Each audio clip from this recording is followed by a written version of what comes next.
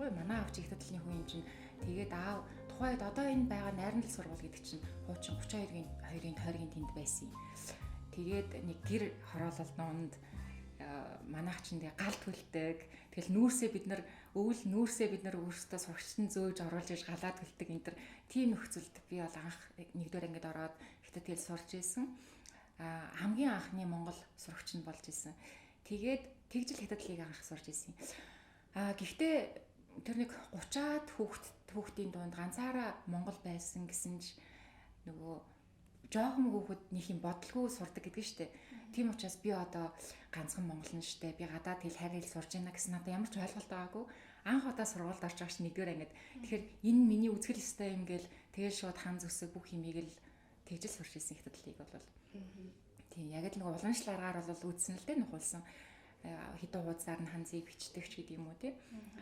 Тэгээд 5 дугаар анги хүртлээ юу явж агаад хятад сургуульдаа явж байгаа. Тэгээд 6 дугаар ангиас 18 дугаар сургууль руу шилжиж очиод тэгээд тэндээ нэг жил хагас. Би ер нь Монгол сургууль жил хагасд сурсан шүү дээ.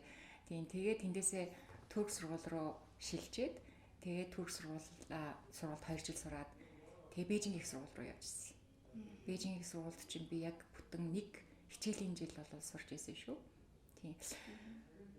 Тэгээд ер нь миний хятад хэл сурсан түүх гэвэл яриа одоо ингээ хичээл зааж байхад бол яг өөрөө англич вэ хятад хэлж вэ те өөрөө яг анханаас нь тэгээд нэлээд айгуу дээд түвшин хүртэл нь суралцсан болохоор яг ингүүл тэгдэгдээ гэсэн тийм өөрийнхөө туршлагаас би бас айгуух тэгж ухаж тэгээд туршлагаас суралцаад авч тэгээд тийм зөвлөгөөгөө бас юу одоо зааж байгаа суралцагч нартай их тохируулж өгдөг л дөө.